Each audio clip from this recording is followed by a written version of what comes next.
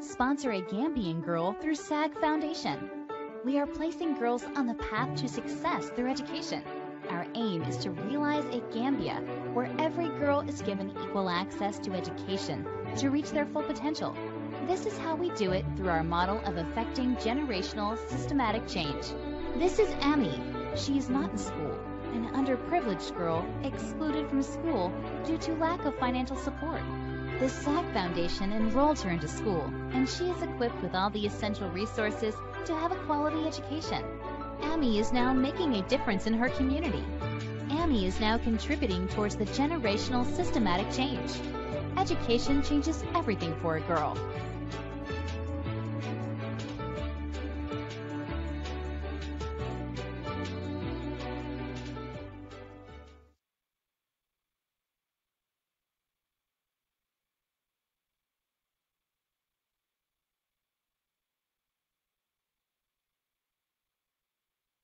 Assalamualaikum mbokk yi maa ngi leen di nuyu yéen ñëpp seen tur ak seen sant di leen jaar bu baax a baax fu waay mu ne si àddina maa ngi lay jaar tey nag moom ci Elite Media platform fi ñu fi am mooy ki ñoo ooyee Mr Fabakary Tombong muy di party leader of APRC ci Gambia moom lañ am tey ñu dalal ko muy gan bu màgg nag ci kër gi fii am kontaante lool ne jox nañ ko invitation bi moom tamit mu ñëw uyu si ñu ñëw rek pour waxtaan ak askan bi waaye nag bala maa sori nag ci waxtaan bi tey li ma gën a bëgg a wax mooy di jàlle Gambie yëpp ci dëj bi nga xam ne moom lañ am di biiri ñu dem si yàlla yal na ko yàlla xaaral àjjana te yéegee ñu yàlla def saraxam yàgg si loxo ay mbokkaam di ko jàlle nag Gambie yëpp di ko jàlle képp ci football sports di ko jàlle suñ président di ko jàlle tamit njaayeen bi képp kuy mbokkam famille ñëpp ñu ngi la koy jàlle di daw na yaram trop parce que kenn la si suñu diggante suñ ne suñ saari tàcc yi rek ndeysaan danga naan ne ci la bokk kilifa bu mu kilifa te mu nekk koo xam ne liggéey na lu bari biir Gambie ba tax tey su gaañoo képp ku am programme kay war nañ koo jàlle ko Gambien bi yëpp foofu lay commencé tey programme bi balaa may waxtaan ak suma dalal bii nga xam ne kontaan trop ci acceptance bi asalaamaaleykum Mr Tombong. Thank you very much for coming on board on the Elite Media platform. We are very grateful to have you here today. Welcome. Thank you very much, Fatoumata. I am also delighted to be with you this evening. Thank you for your invitation.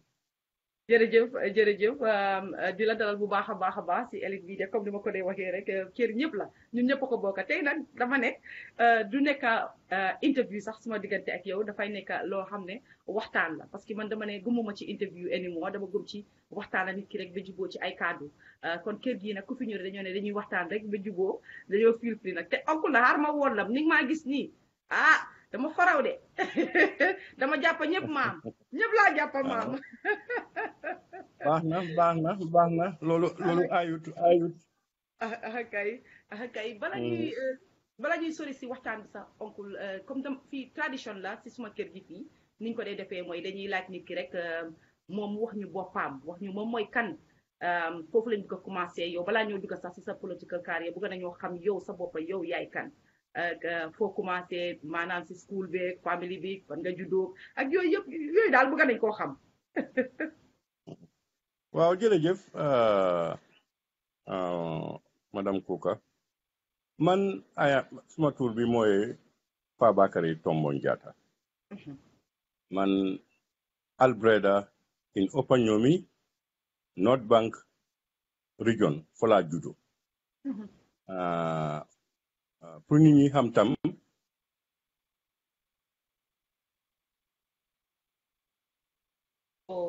déggaatuñ la de yaa ngi dégg déggaatuñ la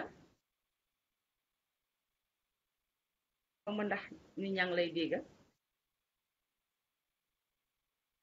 yaa ngi mute monsieur Tombong yaa ngi mute waaw léegi génne naa ko waaw génne nga ko kay waaw comme li ma la ko waxee rek suma maam yi ñoo sampa Albreda hundreds of years ago and currently suma brother moo fa nekk Alikali but li xew mooy man unfortunately I lost my dad so early in life I lost my dad when I was a suckling baby. Mangdon Nampa. So Sumayai got married to another man from Sika, a neighboring village, an uncle. And then we moved to Talinding Kunjang here in Kanifi municipality. Wala neka comme Pa Bobu moy imam deka bi won moy Alhaji Siaka Jete.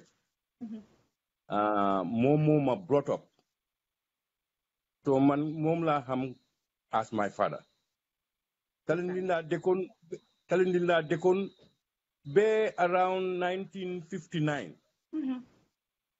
Tila in Sampa Albreda School in Albreda. So Binko Sampe, because of the Imbuga High students, my elder brother in the village knew Gelsima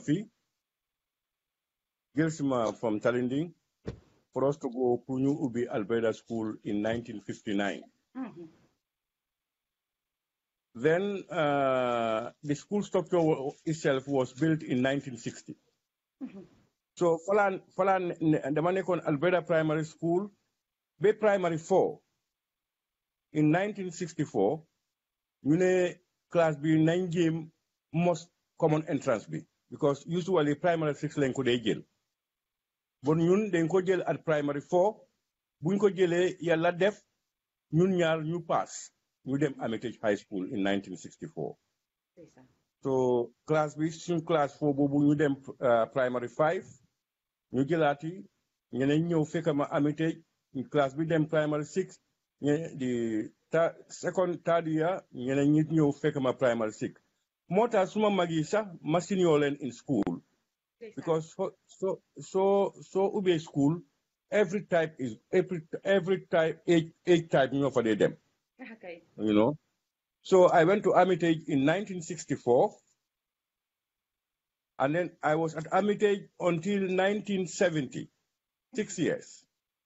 Because then, I dem Form 1 be Form 5, nga bay, so nare def GCE level, I dem upper 5. So man dama dem on upper 5 for my 6th year, to def the O levels. Buma defe O levels in 1970, the same period, I'm going to college entrance to them Yundum College. Then we sat for the college entrance and I passed. And I went to Yundum College to train as a teacher from 1970 to 1973. Those days, it was a 3-year program. So time bobunak, then they am specialization. For people who have who go extra miles in specific subjects. Because ñooñu suñ qualify, they want to take them not to the primary school, but they want them to the then junior secondary school to teach subjects you. Okay. Fortunately for me, I specialize in mathematics. Okay. And I qualified with an endorsement, then they call it an endorsement in mathematics. So in 1970, when I qualified, I was posted to Bansang Junior Secondary School as to teach mathematics. Then the late Chief Justice, Abdul Karim Savage, was the principal at the school. I was in Bansang from 1973 to 1977, 4 years. And during my last year, I was privileged to be the acting principal of the school for that year. Then I was posted from Bansang to Crab Island Junior Secondary School in Banjul. And there I headed the mathematics department at Crab Island. Then late Alhaji Kamabaji and others were there. I was in Crab Island until 1979 when I had to resign. Basically, I was forced to resign, basically. Why were you forced because to resign? Yeah, I will just give you an example. You know, when I was in Bansang, wow, I was teaching mathematics, but I was also teaching civics. okay. And the MP for the area at the time made several complaints against me to the Ministry of Education. Wow. Because they believe that my civics lessons were so political. Wow. I will give you an example. I attributed the peace and stability of the country more to the nature of Gambians and our religion. And our religion. It's a small country. We all know each other. And at the same time, our religion helped us all to be so peaceful. But then they took issues with that. So they were saying that I was not saying that PPP was the cause of these things. I was talking to Koradek. I was lucky because Tony Blaine was then the chief education officer. They called me, and he advised me, and then I moved from Bansang to Crab Island.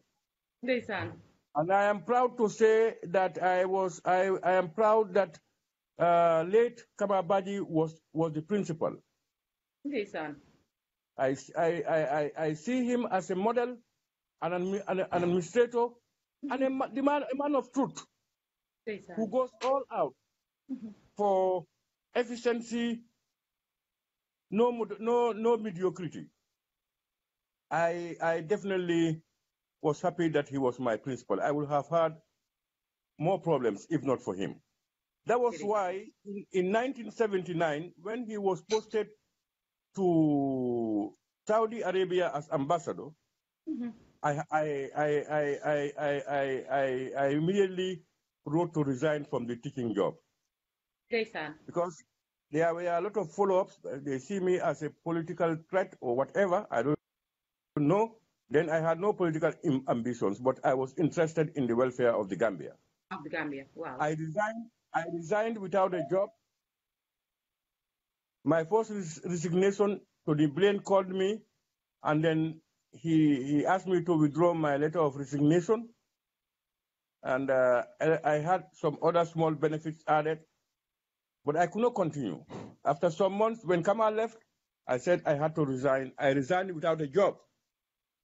But then, during that period of my resignation, I was able to pick a job at Nigeria Airways because I was afraid to go into the civil service. This was still in the 70s, right? Yeah, that was in 1979, specifically, yeah.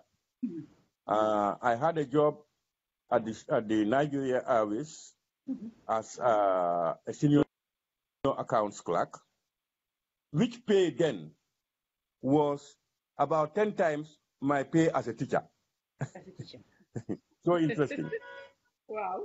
So I took that very well at Nigeria Airways.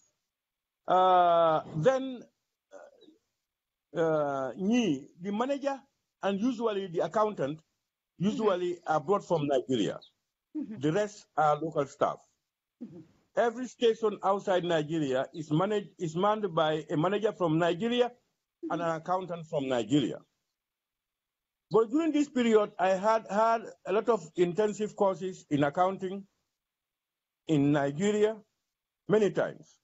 And I'm proud to say that by 1980, was it 88, around 88, 89, I was promoted to be the first district accountant of Nigeria Airways, a non-Nigerian. A non-Nigerian, wow. A non-Nigerian. For the first time, outside Nigeria, district accountants and managers are Nigerians. And during that period, we had no accountant in Dakar, and I used to oversee both Banjul and Dakar. I would spend some weeks in Dakar trying to prepare their books, pay them salaries, come back to Banjul. I was from that period. I have had a lot of other trainings around, but when the military took over in 1994. That's the APRC, wow. That's the APRC. For me, it was a blessing. But let me take you back a while. Whilst I was at Nigeria Airways, I used to go and register in my home village, Albreda. But then it was not taken easily by the MP of the area, and therefore they resorted to taking me to court. That's very interesting. It was so political. But what warranted that was in around 1980, around 80, one of my senior brothers contested elections in Opanyumi on the ticket of the NCP. And I was one of those who were helping and supporting him as a brother. NCP. So that time. Yeah, NCP. Yes. That never went down well. And why? Because they thought I should not support the opposition. And the man was a brother, and I believed in him, and I think he can do the job. And I reserve the right to support anybody that I feel I should support. Okay. That was why around 1987, 86, 87, when I registered in Albreda, I was picked up and taken to police and charged for registering in Albreda, where I was not staying. Okay, this is the time of Time Jawara. Time Jawara, 1986, 87. That was time of Jawara. When Landing Jallo Sonko was the minister and the MP for Opanyomi. And at the time, Omar Amadou Jallo was the MP for Serekunda East. I was taken to court. It never ended there. My wife, who had never registered, was picked up. My cousin brother was picked up. His wife, who is my niece, because the wife's mother and myself, we are the same mother and father, was also picked up. And then one Queen Jata was also picked up. We were charged for registering at our home in Alberta when we are not staying there. And they charged us falsely also for registering twice. Now we went to court. When we went to court, when it was the turn for my wife to take the stage as an accused, they withdrew the case. They withdrew the case because Why she is had that? never. Yeah, because she had never registered. What could they say? You cannot charge somebody for registering somebody who had never registered. Oh. She was picked up because of me. So they could not say anything. After they detained us in mile 2, remanded us in mile 2, when her case came, they withdrew it. Because I don't know what they could say. But I must be thankful for Fafa Idris and Darinda Dombai. Fafa Mbai. The father of Omar Mbai. Yeah, Fafa Mbai League. The other Mbai's, is it Idris Mbai's father? The father of Idris Mbai, Omar Mbai, and yes. Yeah, Fafa Idris and Darinda Dombai. I must thank him for his services.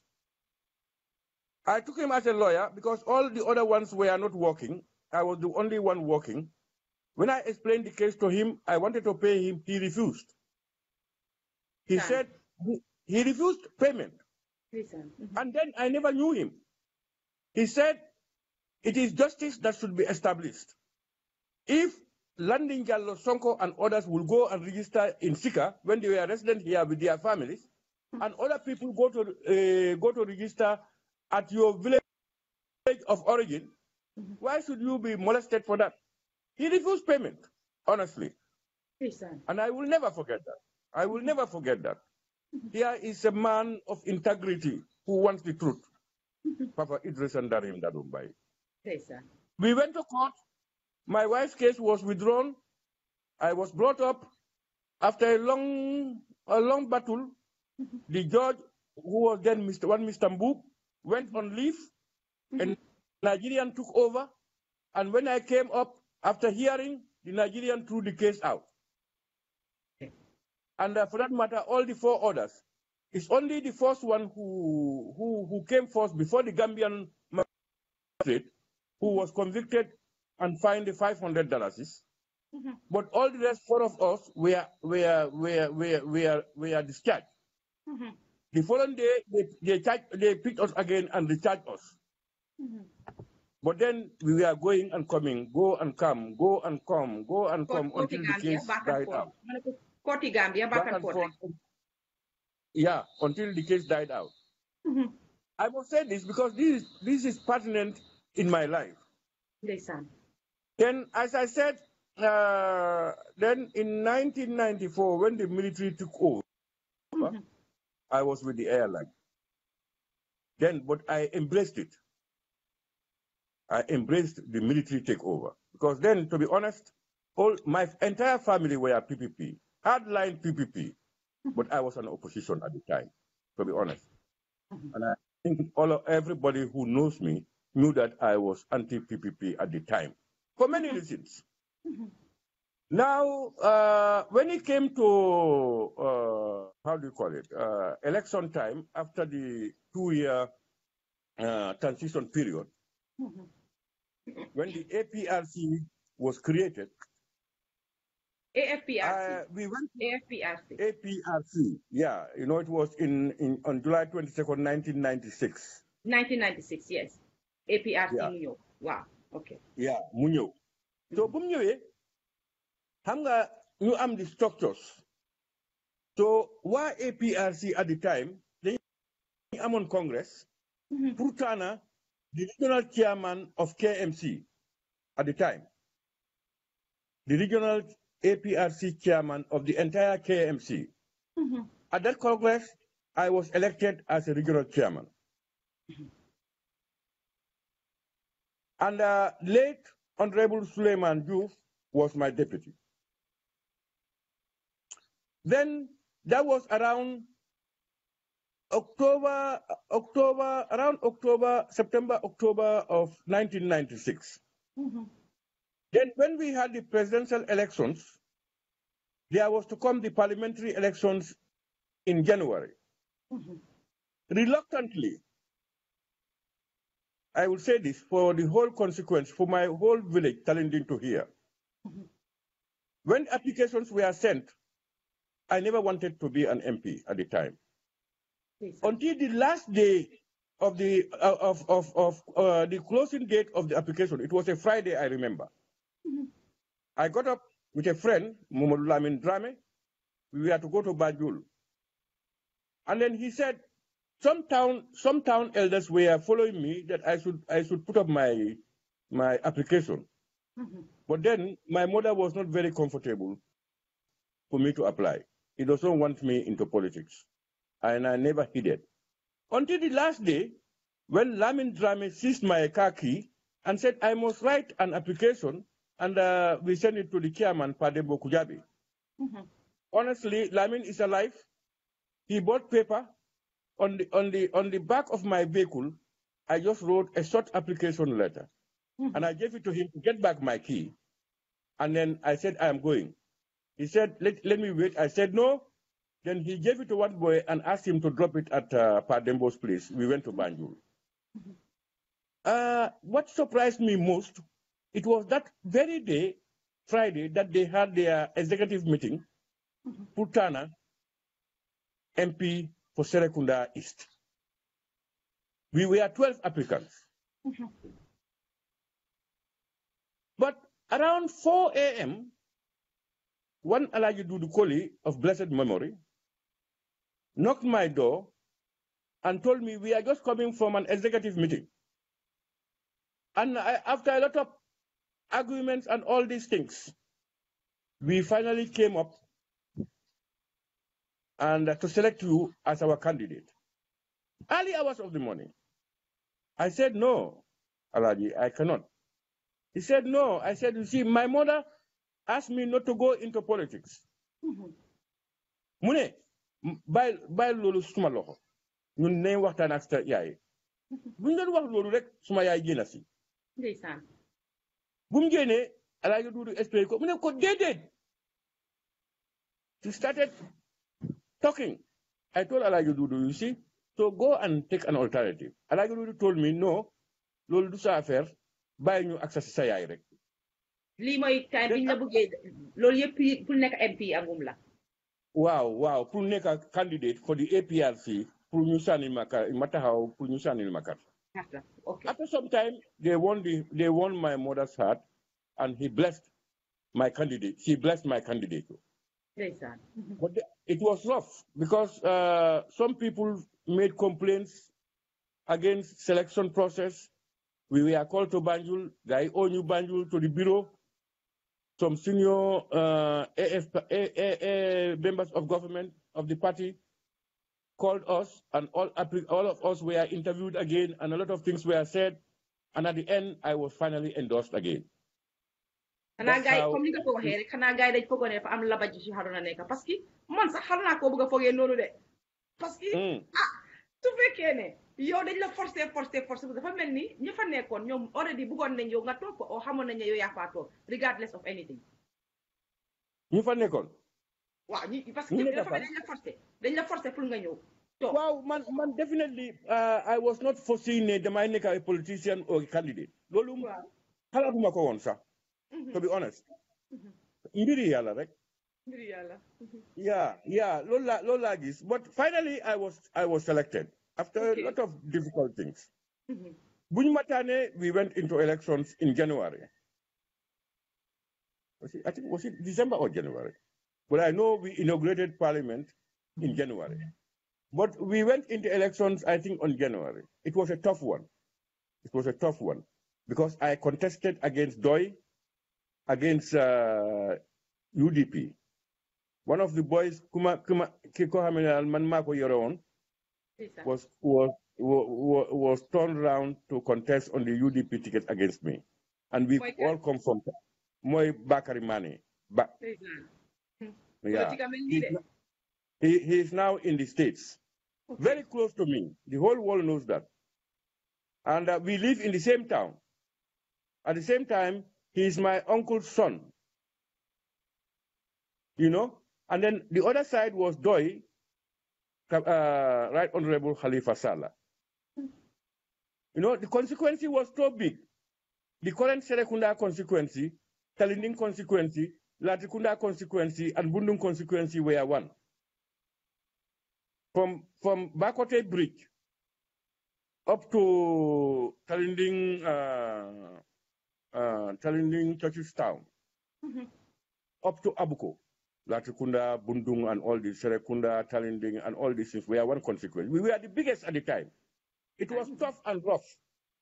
And you know, most people never knew me at the time. You know, but fortunately I won. Yes, sir. And became an MP for Serekunda East. When I became an MP, I was then the regional chairman, if you remember. I'm now elected as an MP, and I was also appointed at Parliament as the desk officer for Kadifi Municipal Council. I am heading all the MPs in the municipality at the time. Wow. Okay. So I had all these portfolios. At the beginning of the APRC, I was the regional chairman, I was the MP for Serekunda East, I was the desk officer for Kanifi Municipality. At that time, Hamonga, the president, ex-president Jami, Hamonga closed at that time? No. I've never known him. Prior to all. Yeah. So that's how we started. And I will cherish this. The Secretary General of the new APRC government, Wada, became of the AFPRC, became the Speaker of Parliament. And that man is a bastion of knowledge and experience.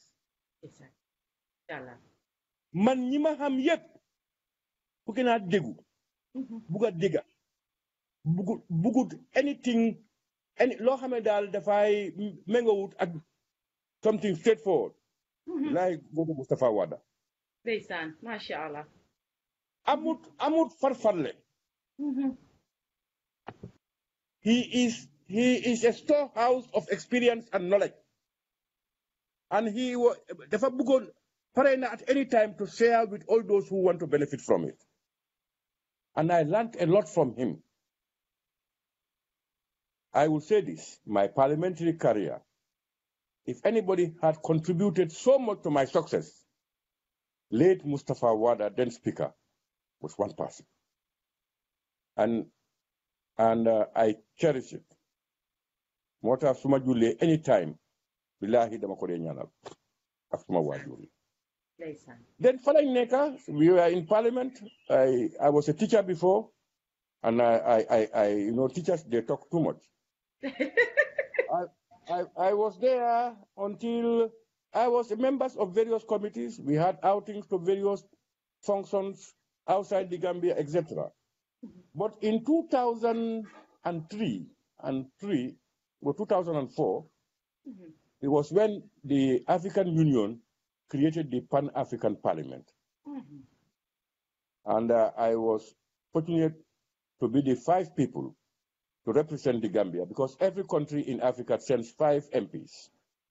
And I headed the Gambian delegation to Pan-African Parliament. And interestingly, from 2003 up to 2017, when I left Parliament, I was a member of the Pan-African Parliament. What a great portfolio. There I was the various committees. We had about 10 committees, but I was a committee member of the Finance Committee. We have what we call CAFE, that is the Committee on Administrative and Financial Evaluation of the Pan-African Parliament. I headed that committee for about 3 years. And the biggest of them was, at the Pan-African Parliament, we have regional blocks. West Africa, North Africa, Central, East, and Southern Africa. And the West African bloc is the biggest. We are about 14 or so members. The other regions are 5, 7, 8, etc. We are the biggest bloc. And I became the chairman of the ECOWAS caucus at the Pan-African Parliament. That's Nigeria and all the other West African countries. I chaired it. It was a very important portfolio because, decisions made are channeled through the committee, the chairman of the committees. Like the parliament wants to select people to go on a mission. Even if we are not in parliament, they will email me. I will look at it. I will give them names of those who should represent us. A lot of other things passed through me at the time. Then I was too busy also here as majority leader. So I was at the Pan-African Parliament with the current minority leader, Samba Diallo, who was NRP. Yeah. And I pulled him to my side. And when this thing comes, when I get this request, I will assign him to look at my list and try to identify some people. Then I was too busy, and he will do the communications on my behalf. These were key portfolios I held at the Pan-African Parliament, and I had various missions. And most of those missions were informative and educative. I interacted with a lot of people, and I cherished those days. And I also became the member of the ECOWAS Parliament, but for a short period, about 1.5 years or so, because it coincided with the end of my parliamentary career. I headed the Gambian delegation to ECOWAS. 2016, I think it was 15, 16, and it ended in January, in April of 2017. 17, okay. Yeah. This way, I became majority leader in parliament in 2007.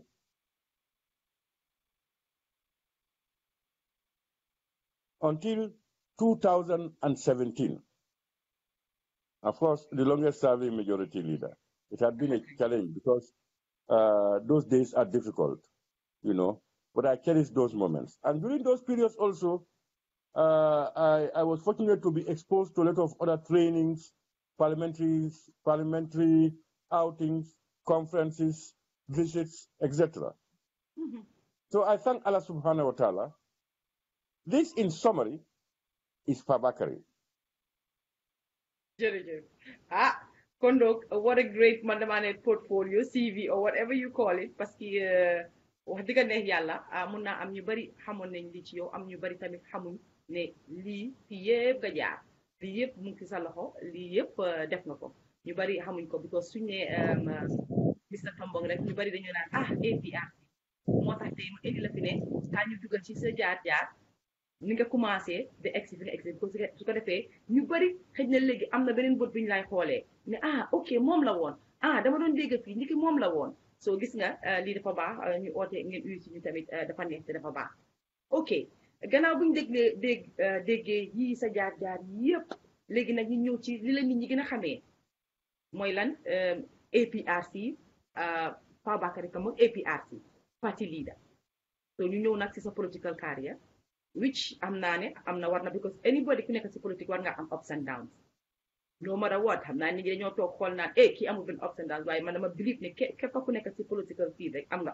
ups and downs ok fi ma bëgg a njëkk a laajte mooy sa relationship ak the ex président Jammeh fan la commencé ak naka la commencé ak naka la def ba ne yow moom adopt na la rek yaay papaam daal yaa ci xol bi naka ngeen eggee foofu jërëjëf Fatou Mata you see man dama believe ne man I am always dictated by my conscience man goma I mun naa ko wax ci online ne I have a lot of pride to an extent that I cannot mortgage my conscience for whatever reasons Nima Ham will testify to that. And throughout my political career, and even before, with all my positions, Monday I influenced Fabakary by bribing or doing anything for him to do a job. I helped a lot of people. But anytime you put money before me for whatever, you know you will never succeed, you will fail. That's Fabakary. I am content with the little I have. Well, you see, President Jammeh, when they took over as soldiers, diga, malima bugon moy, it changed in the Gambia at the time. Because man, the magomne, all the claims, PPP, they were good. Yes, they did some good. But guy, they knew genana. Because they could not open up. They could not capitalize. Gambia is a small society. And then they had all the opportunities to put Gambia on a better footing than they were doing. Man, I was aware. I will tell you this.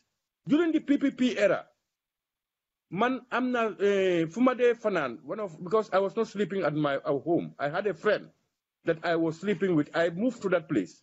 I leave my father, my mother, and all these things here.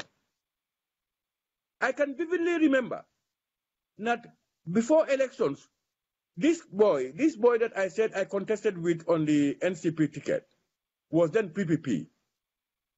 They will bring voters' cards and they will prepare in the house, sitting with me. People come printing the photographs, the attached photographs here and putting them in bags.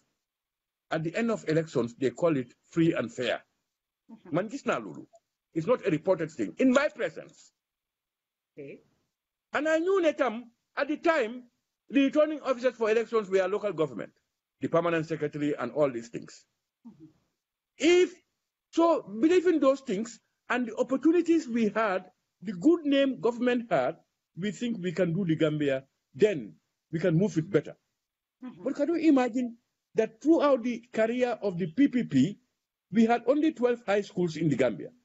12 high schools. And Manglayegal ne, 12 high schools yoyu, PPP billion benna.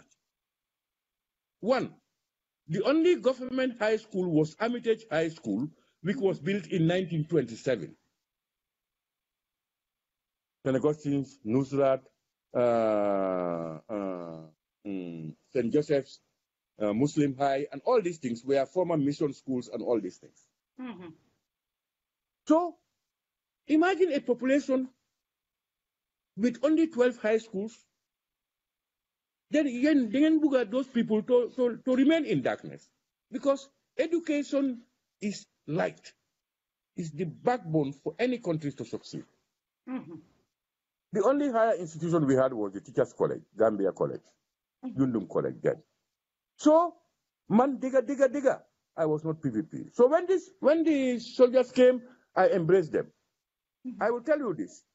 When I was at Nigeria Airways, I used to leave for the referendum for the 1997 constitution.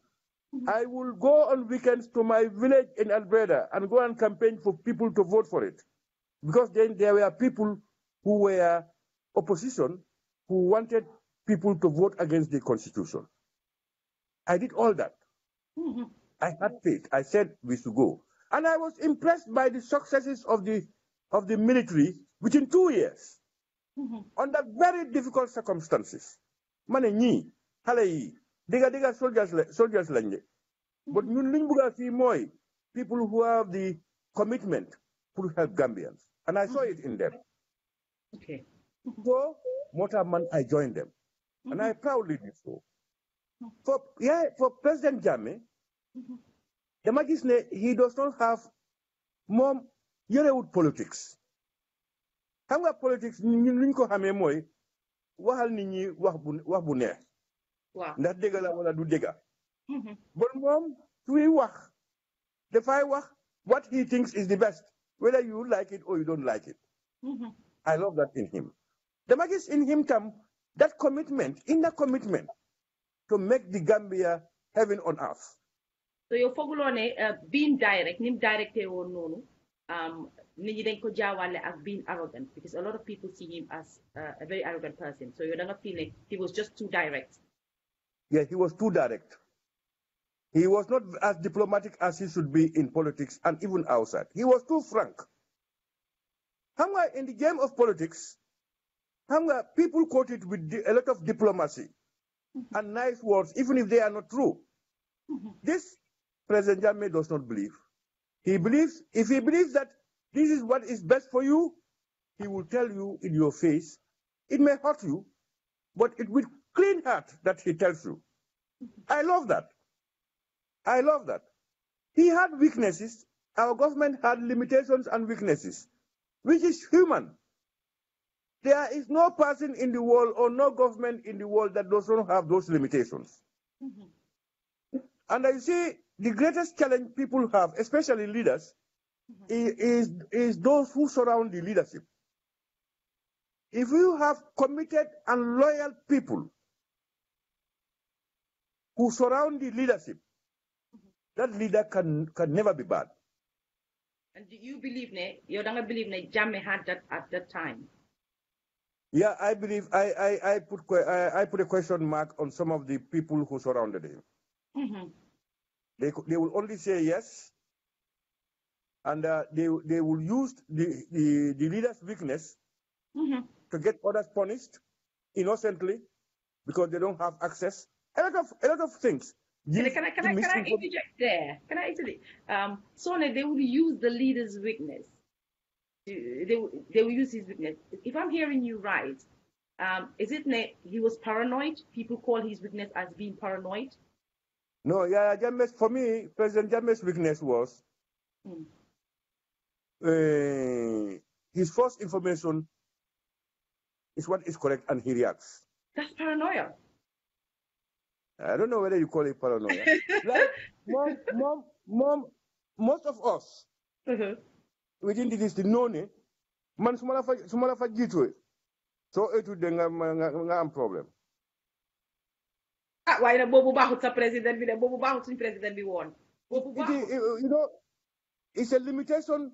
You and I both have our own limitations. Yes, that's right. I totally accept. Yeah, it is a limitation for me. And I know when he comes to know yow li nga ko wax it's not true. The same man will react and put you in order. So this was the reason why Ninyi Giseko as like he used to do flip-flops. 1 minute he's with you, next minute he's against you. All right. Yeah, okay. Yeah, you know, one thing I like about him is you call a friend, like Fabakary, I have a friend. Even if he does wrong, I want to cover him up. He does not believe that. If you are a friend, you are a friend to him, do the right thing. If you go wrong, because he believes sincerely that he owes it to the people of the Gambia, and he swore to the Quran to do his best to uphold those principles. So if he bestows trust in you, you should reciprocate or you give up. He does not compromise those things. Whoever you may be, whether you are a family member or you are a friend or you are somebody, he does not. And that is good. Well, would you say ne Lee more waralon Jammeh neka who he is? Who he was. I don't understand Bone who he was. Because like, he was Jammeh, the same Jammeh. The same Jammeh. He was ever the same Jammeh, yeah. Wow. For you, for Hedna Pulio, you're coming over here from beginning, he's very straightforward, he's a straight shooter, outspoken and stuff like that. And he believes in whatever comes first in his ear. A lot of people, they see him as a very ignorant person. I'm just telling you as what the critics are saying. I understand now. Wow. Okay. So these are not my words. I'm just telling you what we hear on the ground. So you could say as a very ignorant person, you could say as someone who is a dictator and stuff, you know, the list goes on. Every bad name, he's a control freak. He is this, he is that, he is that. So now, do you think that Nini playing a part in that? Because Niti Denyo, work on Darashinit, and just to be in his good books. People are don't jemo. Wow, Lulu Mom Degala, but let me tell you one thing. Wow. And don't bull MC Monday. Like tell those who are privileged to work with him. Okay. Jammeh is one of the most intelligent people you can find. President Yahya Jammeh was on top of all issues. Go to any university and come, have all your experiences, work with him, and you will appreciate the type of person you have. President Jammeh is the storehouse. Yalla def ko may. Ask anybody. Anybody kune ya Jammeh is not informed enough. Koku hamuko. And he was not privileged to you talk face à face. But I'll dig mom. Yaya Jammeh. Tell him any other thing. But you can never beat him up. I will tell you that. Yes, people contributed. You know, people. You know, when you bestow trust on somebody, what do you expect is for the person to reciprocate it? Not like go. But as you move about, I will trust you, and then you will come and give me misinformation about things that that are convincing to me. I will act only to find out some of those things are not true. That warranted a lot of changes. And me, I believe in that. You are given a piece of job to do. You have a target and a goal. You cannot achieve it. Give way to somebody. We have other millions of Gambians who could have replaced it. Somehow, I think that is a bit wrong because it's like force handling. I believe in that, and then next thing you know, somebody can you add, and then okay, here are the facts. You haven't done any findings, and lolo instability because lolo so quite that kon yo organize law stable law dara because it's like nit dina talk to position am ba yaakar ne mu ko ba nit ñi gis ne mu ngi deliver mu ngi liggéey next thing you know ñu dindi la fa because of somebody else ñëw na ne lii la lele la. Some people used to set people up though. Yeah, but you see boo laajee président Jammeh si boppam xëy na mu dinaay ne moom ñu dee wax ne benn noppa la. He would deny it. He can deny it because once when I talked with him and I said this, he violently denied it. Because he has his other means of getting information to buttress whatever information was given to him. It could be true because he has institutions that we can assign to get him information. But ñun outside, ñun non lañ dee wax di ko jóg. I don't know whether you follow me. I am following you. That's what is happening. And we believe it. We also know that he will do his own findings. He will do his own findings, and the younger Wakodara Mutombe Muneka these things. But even with all that, if you take from 2-3 people and they are all conniving to give you misinformation for the same goal, it's the same thing. But that's what non joy as one of his limitations. Okay. Yeah. Focus. Of course, Jammeh didn't know into the picture, but focus too much on him. Today is about Fabakary Tombong. So Jammeh mom, when we say you, we have to bring Jammeh into it. So because I'm hoping that one day, I will have an interview with him. So I'm hoping for that, and then I'll be able to ask him, because I think I'll be very unfair to ask you some of the questions that I would have asked Jammeh, because I think that's what a lot of us are doing now. You get asked wrong people questions, they cannot really answer. Jammeh himself should be the one answering those questions. So why better Sibir Watan fuck me in Jammeh, because he's part of the APRC. Okay, so you know what Fabakary, Mr. Tombong. Legi, ñu gis ne fiñ tollu nii, because time tam allowed ñu that much fiñ tollu nii eggoon nañ benn stage bu nga xam ne nit yi dañ daan di wax ne dañ am pour ban nañ leen ban APRC. How did you feel about that biñ ne nañ ban APRC, and do you feel ne loolu fair na sax pour nit wax ko? I'm so every koo xamee daal you are a free thinker xam nga buga digga. Why should you ban a political party like APRC? Why? Because of Lee Heron. Then no political party will exist. We will have banned the PPP, and if any government comes in, it will be banned by the next. Because there is no perfection in what people do. But you remember that he banned a party before. He did that in his time. No, ban party la ban. I'm on a time boom ban on party or suspend on party. Well, how many you understand me?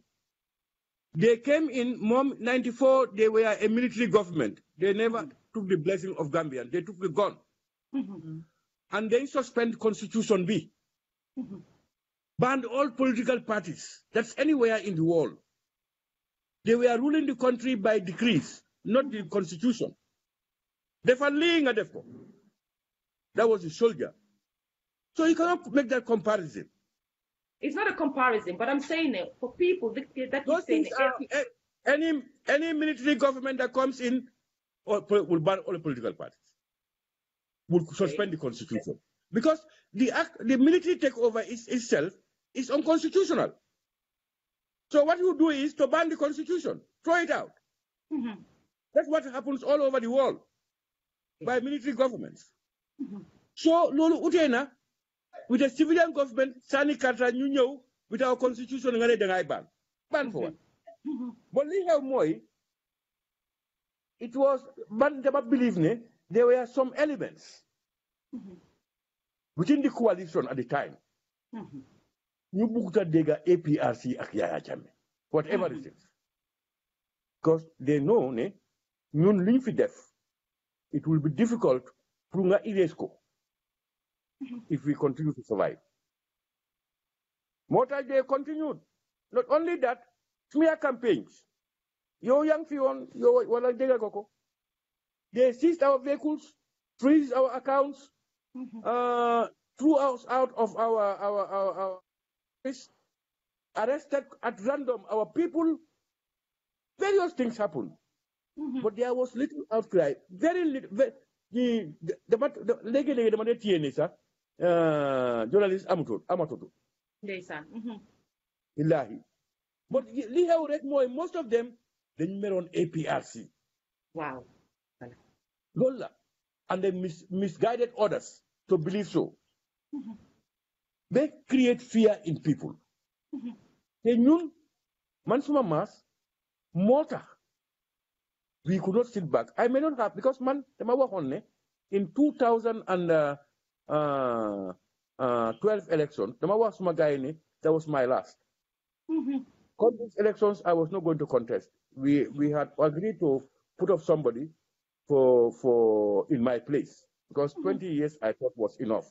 So man, they don't retire in politics, even if Yaya Jammeh was here. But li how moy, man, I saw the true colors of people. Some people, ñu ngee wax, ñu ngee yaaxal nit ñi, ñu ngee wax loo xam ne amut, ñu ngee wax loo xam ne am na. Everything was on. Ba ñu fàtte liggéey Gambia ñoom APRC ak Yaya Jammeh rek. Then ñu nit ne ñun dañ comme APRC and its principles. Te li tax ñu nekk who we were, Yaya Jammeh, myself and all others. Nit ñi ñoo ñu óolu ba ñu lay sànni karta. Su demee ba métti, then we should also turn it around. We should suffer for those people. Moo tax we decided that come rain, come storm. I'm not they were in the hierarchy. Sumalen ONA, Thailand why Prunu Johlen Plus, Prunu Gemagis Patibi. You know, but honorable Balal. Listen, you doubt. But I owe it to Gambia, those people who voted for me and for President Jammeh, and I sincerely owe it to Babili Mansa and President Jammeh.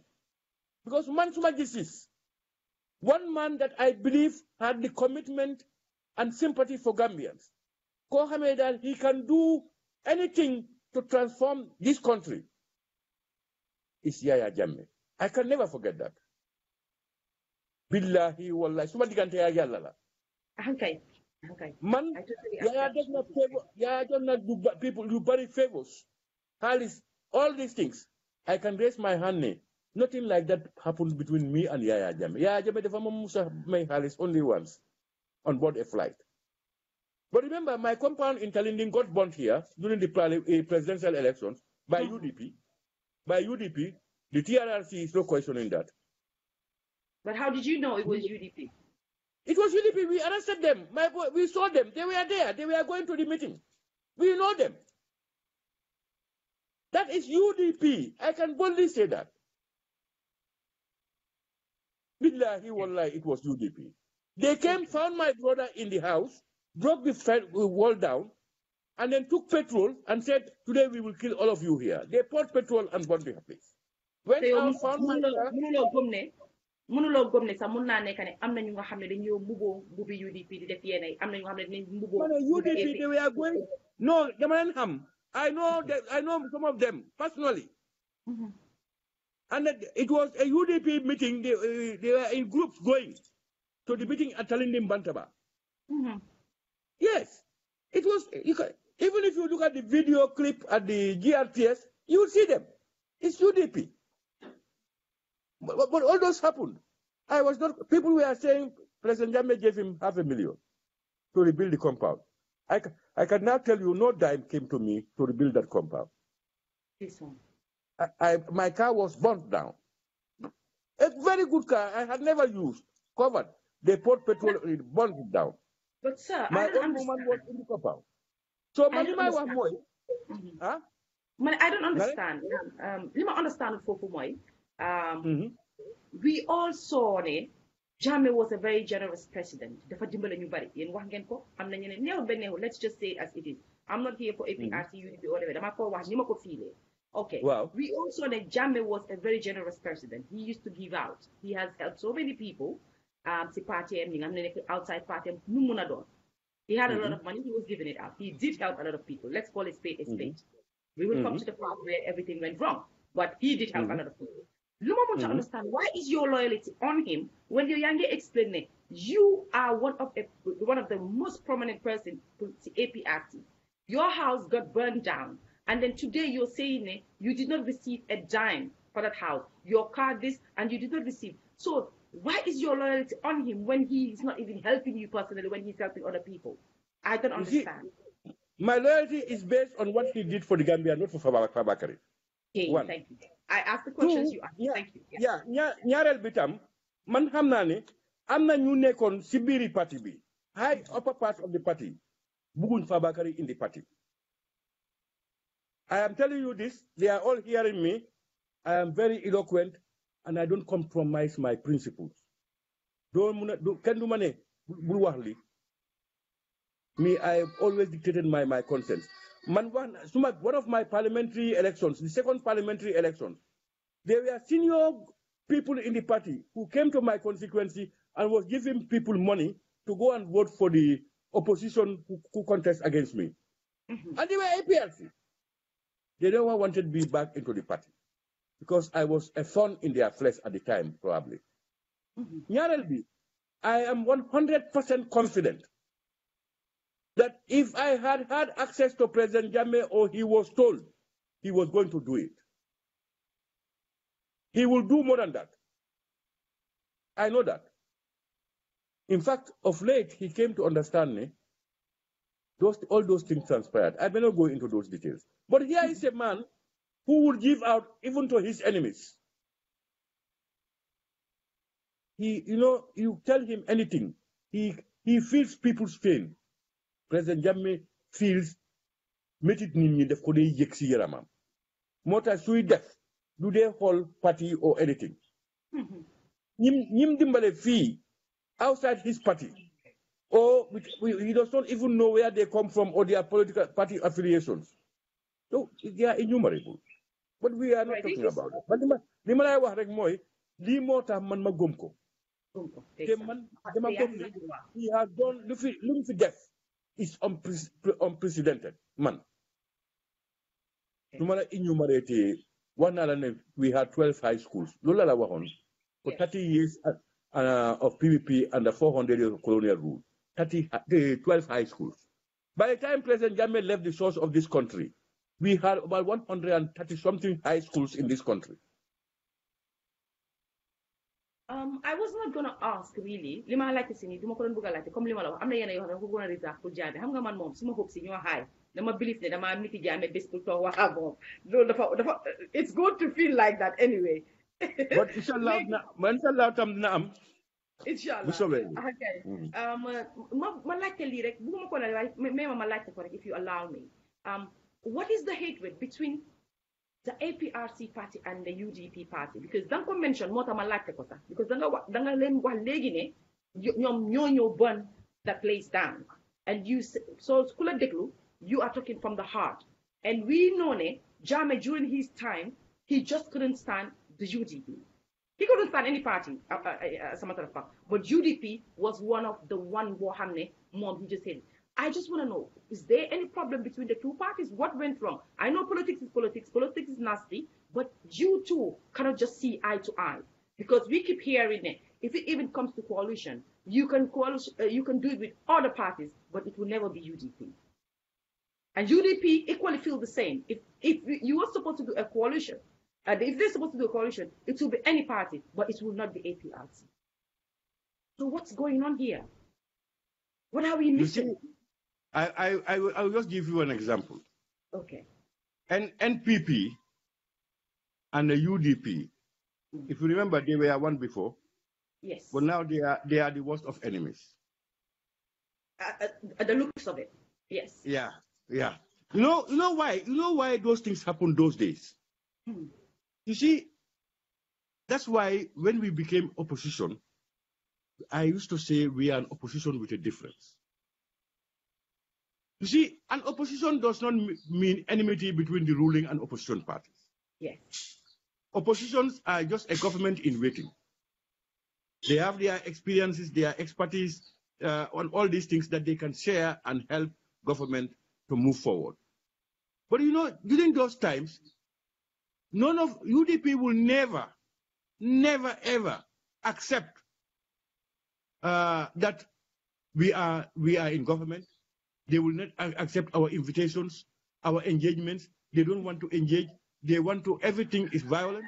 Everything they attack and do anything. There are certain things that you need to engage. There may be misinformations that you can clear because it's a government of the people of the Gambia. It's not a government of APRC alone. So if something happens, engage government. I will give you examples. We had the worst experience. When the UDP came from the 2017 independence anniversary, at Kalfenda, that's the junction to Yaya Jammeh's home, they found some girls and boys selling at night in their buses. There was a fracas. I don't want to establish what the cause was, because my understanding was the people in the bus were making certain remarks, and these people returned those things, and then they came down. But what happened? They came down the buses, and there was a fracas. Mm-hmm. Can you remember? Can you imagine? The police came, put all those people back in their buses, and sent them away to their various areas in Jara and in the provinces. Came to the village, arrested people at random, pregnant women, school children, old men, up to 50-something from the village, and took them for detention. Mm-hmm. That is so provocative. Our vehicles were pulled away from us. Our accounts were frozen. Our people were beaten and sent away. Haruna Jatta was killed. But all these things, if you observe, we never once went on. Hello? Are you hearing me?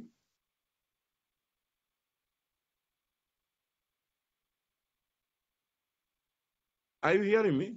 Yes, we can hear you perfectly, sir. Yeah. Wow. Yeah.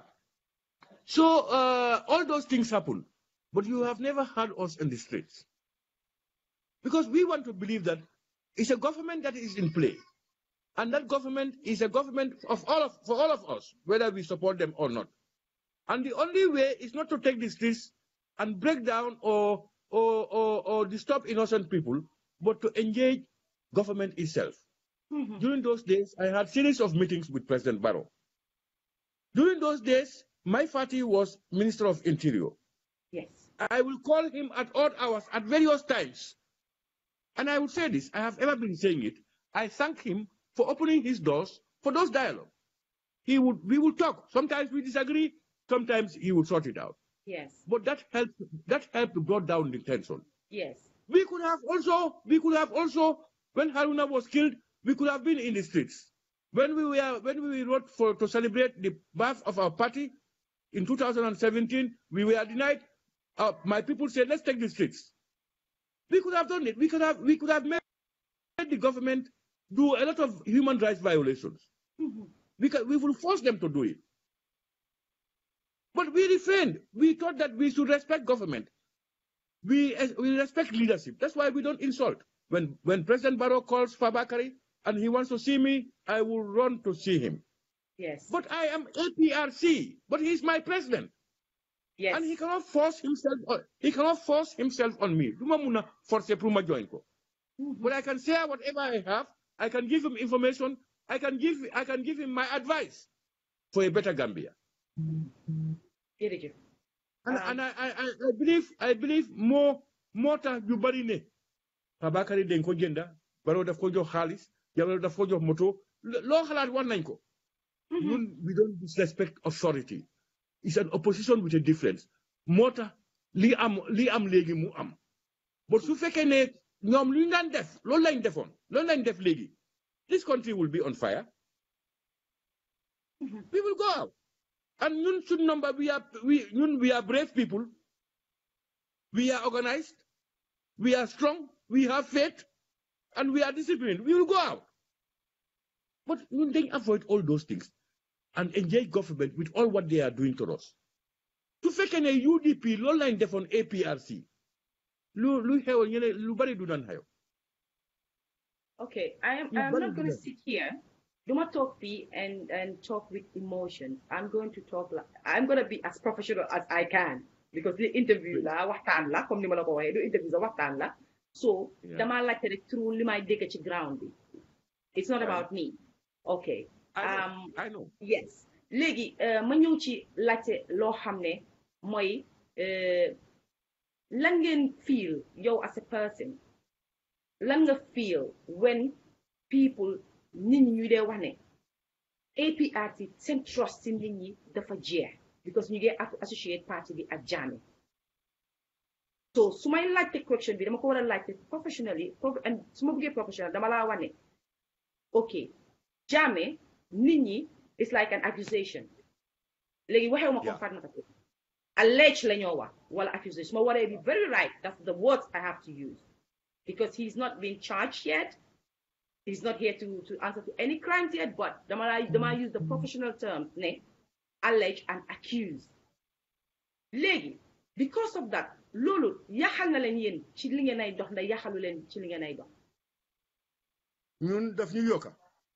Daf len yokka. Pour associer with Jammeh. Daf ñu gëna yokka. One. Ñaarel bi, you know, li nga wax dëgg la. Am na ñi dee wax ne lita APRC mel nii because they refuse to dissociate from Yaya Jammeh. Ñooy the few elements, as I said, they are few. Ñu bëgg ta gis APRC, bëgg ñoo gis Yaya Jammeh. Loolu la. But man, lu ñoo wax and luñ dégg from people, Fatmata, in 2017, March, April, May, June, kan ci Gambia ñemeñu loo wax APRC wala soli mbubi APRC wala symbole APRC. They are not. We all witness. But we continued in the name of Jammeh and his achievements.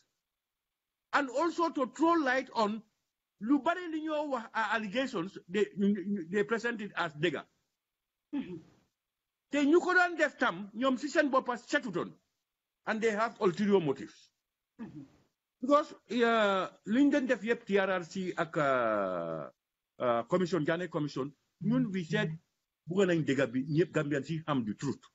Wow, we will come to that, sir. Yeah, bëgg nañ loolu. So man li may wax mooy ñu dee wax loolu. Just like ñu dee dem si radio rek ñu ne Gambians are saying the APRC is not good enough. Yow nga nekk sa nit. Yo demlo Alberta sax sakatuma ak fenen nga ne Gambians are saying. So man li may wax mooy I will assure you ne and you have seen it physically if you are in the Gambia ñun suñu ne génn APRC kenn duñu dee jot. And if we go on tour you see what happens despite the challenges we have. Gambians they gom APRC government and most Gambians accept and are very appreciative of former President Yaya Jammeh and his contributions to their welfare. But sir, can I say it? With all due respect, I respect the APRC still them growing and strong. I accept that and I respect that. But mun na wax ne tamit ne yéen it is li ma laajte woon before la ma koy indi waat defaraat ko. Isn't it okay to disassociate Jammeh? Now, listen to this. Pour ngeen génnee Jammeh ak APRC su ko defee nit ñi ñu mun a jëlaat parti bi jox ko trust bi ñu ko war a jox jëlaat parti bi sax xam nga ñu accept am ñoo xam ne ñu mun a accept waaye gis nga because of it is attached ba léegi because some people believe ne Jammeh is still controlling the APRC. He is still the APRC. And the Gambian, they have lost trust for him, not for APRC. Let's be clear here. Some people lost trust, not for the party. They lost trust for him. Because there are people that we know are still strong with APRC. Because these people, Mantinoma, they will see every party. Ñooñu gisuñu leen ñu def commit crime, gisuñu leen ñu def dara. So this is on Jammeh. It has nothing to do with APRC. While léegi pour ngeen Gambien si ngeen amaat leen fi ngeen leen bugg a am foog leen ne it's time ngeen disassociate seen boppa ak Jammeh time am jeex na. Why not yow as the party leader now identify a young man, scratch whatever is there, policy US, in the new things, take ko si table bi, and then tell us why people should trust you again to stand strong. Because ñun lu ñoo believe rek mooy when you guys are stronger, Jammeh is going to come back. That's what people believe. You see, let me tell you one thing. Ñun dundee Jamfa. We appreciate. Ñun dañ comme ne koo gis mu nekk buur rek. Even if people want the person, Yàlla moo ko dee def. That's our faith. President Jammeh is one of the founders of this party. He had been head of state for that period. And he had done a great deal for this country, in our opinion. He is being accused of serious crimes. Just hold on. Yeah. Okay. He's accused. I know that. He has done a lot of good for us. And therefore, until doomsday, we cannot forget that. Nyarelbi, you have said it. There are a lot of accusations, allegations made against somebody. But you are presumed innocent until proven guilty. So accuse somebody, he is away. Noon we were saying, let the man come back. Ngane did it. How am I going to get the person? You know what, Moy? Come back. What do you want him to come back as? Lindegangum. We are not denying a lot of bad things happened. Like people died. All those things happened. Some funds may be missing. We are not denying all those things. Thank you. And it's happening now. It had happened before. Huh? What we are saying is the process is not fair. But should we leave on it has happened before? It happened then, so it's happened. Don't we even change? No. Because sorry, sir. Earlier, we want change. Because time you went in because you wanted change. To you, maybe Jammeh has done changes. To all of us, he has done changes, whether we like it or not. Because he has done few good stuff. My cousin was killed under the Jammeh thing, and Jammeh's name came into it. I'm not going to use emotion. I'm going to sit here and be as professional as I can. Change. We want change. So we cannot be in the past now. Okay, happen on nothing, na happen at. Condemn this. Yes. Moy, the mabuga emphasize Moy, tomorrow did not happen. Moy, you can only improve, but you cannot make a perfection. Yes. What happened? If you come, you improve on it. And others come, you improve. It minimizes Lubon or the limitations. But you cannot achieve perfection. But yes, we can say those things happened during Jammeh's time as President of the Republic of the Gambia. We don't deny that. But the evidences that are adduced, some which are coerced and forced from people that we are seeing, you cannot do that. Because somebody had made a judgment already, and Buga witnesses follow that line. Tumalajohe, my narratives and my these things, you will not believe it. We are also compiling, storing some of these things. But when you know what Moy, Nyun Gambia, we are not saying that Jammeh was a perfect man. But if you talk about what they may be lila def, lila def, what def? But you come and tell people he has not done anything good. What difference will it make to ñëwé taw? What difference will it make pour yeen to ñëwé taxaw lu baax wax lu baax lu def? We can equally say li baax lim def because don't get me wrong, some of us we do say. Foog naa ne Gambien bi dañ wax sax lu baax yi Jammeh. Waaye lu ko overtake mooy. No, Fatou Mata no. For Gambian yëpp duñ ko wax. Du Gambian yëpp. Some of these core hardline anti-Jammeh people will never say it. I had this the spokesperson, government spokesperson, you like ko yo li nga wax yëpp Jammeh musa def lu baax fii mu ne ko déedéet I have never seen it you like that ko 3 times ñu ne ko ba gisuloo National Assembly building mi mu ne moom gisu ko I had him directly. So you have people who don't want to listen to it and they don't own people. Man li may wax mooy I want the best for every Gambian, whether we belong to the same political group or not. And I used to say this, me Fabakary, you cannot, whatever you may give me, you cannot make me impose something on somebody to hurt him illegally. I will never think about that. And I'm a man of faith, I'm a Muslim. So manima wa moy, we need the truth. But the truth must come out from people who know the truth and want the truth. But not people who are already prejudiced or they preempt everything. No, buguñ lolu. Ñun duñ halal. Gambia, we all look at the back, what has happened. Ñu jéem a gis balalante, try to give something as reparation for people, and then we move forward and put in measures to prevent the recurrences of most of those things, if not all. Don't let go. But I'm not and we will not be fooled into believing something that cannot be proved. Yeah, that's the only thing. But you know, they want APRC ñom ñu ne li xewut li di waxuñ loolu. We were in the Gambia. Some people died. But how did they die? Who are those responsible? The violations, who are those responsible? The looting of the treasury as alleged, who are those responsible? Whatever bad that people are alleging, we need to know why it happened, who did it, so that we can have preventive measures in the future and strengthen our institutions. You strongly feel that you have not been treated fairly? At all. This is your moment, sir. You can say why. Yeah, we are not, and the intention was not to treat us fairly. Judgment was done before the creation of these institutions.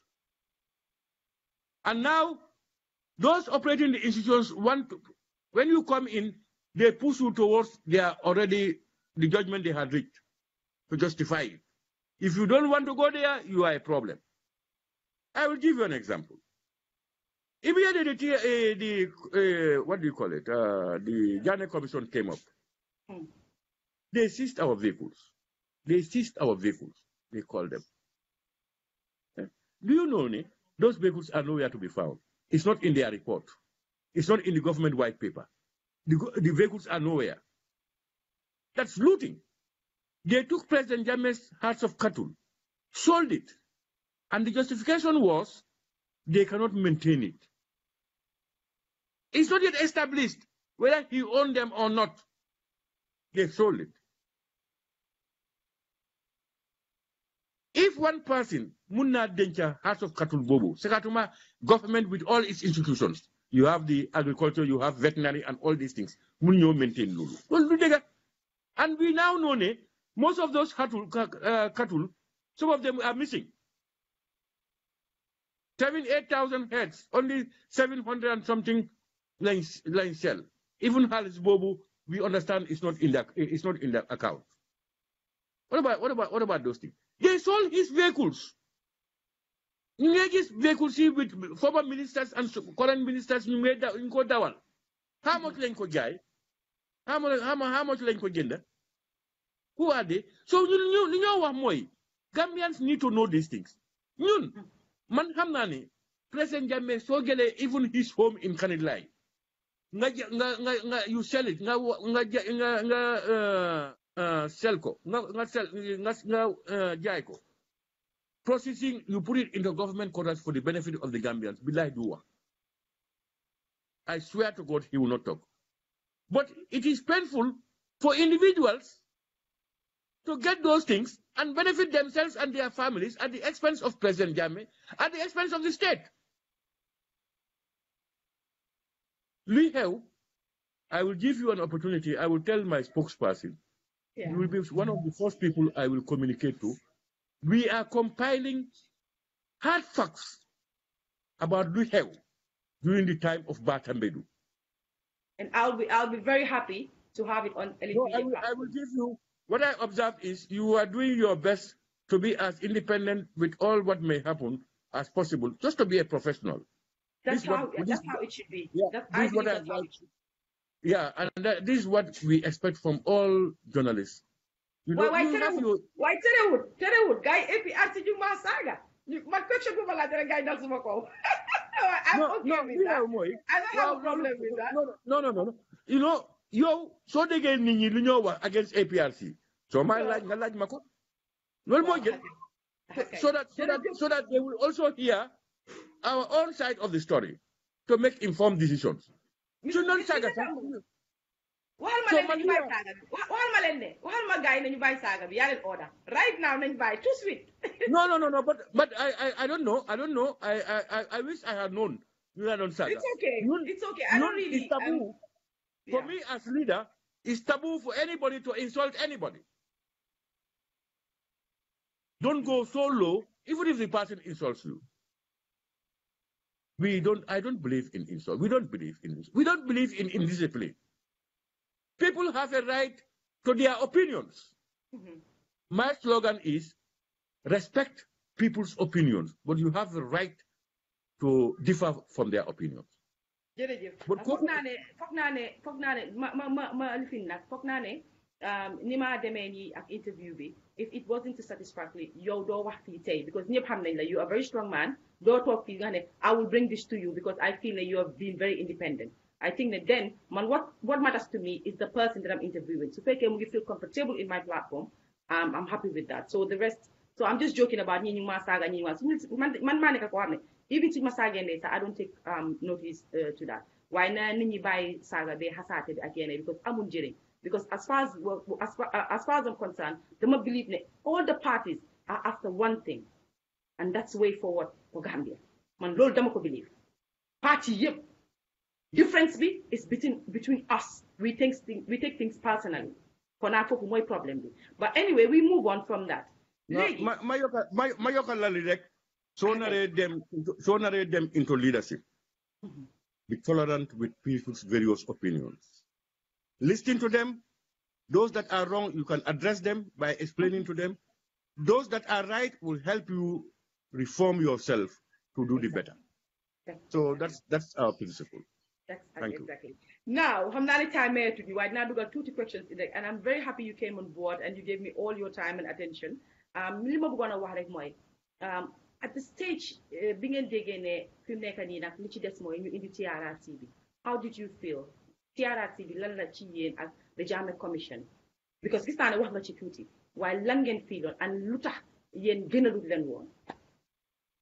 No, you see, later we are prejudiced for simple reasons like have a Bigane Commission Kumas. Guiding one APRC Jani Commission will finish them.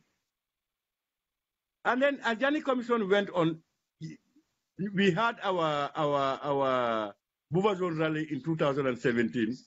Gaine, Harabe TRRC would be the killer blow for APRC. Mm-hmm. So that has shown me they have planned something for APRC to kill them. Mm-hmm. In the creation of the TRRC and the officials of the TRRC are such that no independent-minded serious somebody would allow those things to happen at the TRRC. I used to talk about an example of Alaji Barrow. 30th attempt, 2014, he was there. He escaped to the Americas. He was convicted. When President Jammeh left, he came back and he was given a red carpet welcome by coalition ministers here in the Gambia. And then was asked to go and be at the TRRC as, what was it? Chief investigator. As if there are no other competent, independent-minded, honest people in the Gambia here who can do that job. You expect us to believe Koku would direct somebody honestly towards President Jammeh and the APRC, somebody who took a gun, failed, and you would now tell him that's the pen, that's easier. The pen can kill without even blood. So those type of things would make, definitely, even if you are in my position, I know you will have some doubts. Why? And so if you look at the process, itself, you see a lot of loopholes and limitations. So Sumala Deglo, right? So it's based on that. The Ninfadek, they can feel they don't have the fair judgment. Yeah. The TRRC because of Ninfadek. Yeah. So it's nothing to do with you guys did not like the TRRC. It's the people that are behind the TRRC. Yeah, and I will tell you this, it's on record. Let them come out with the TRRC. Truth. We reconcile, we pay reparations, and we reconcile and we pay reparations. We want that. So Gambia can unify. We know what went wrong, and it will help us to put corrective measures to prevent recurrences. But not to go with the agenda of those who have their personal agenda of vendetta, and you want to convince us on that as if we are kids. No, we will not do that. We will not do that. So that's our problem. And this thing has manifested itself in the operations and utterances of the TRRC. We see it. So these are the challenges we have. These are the challenges we have. And all these things, the chief architect was Batambedu.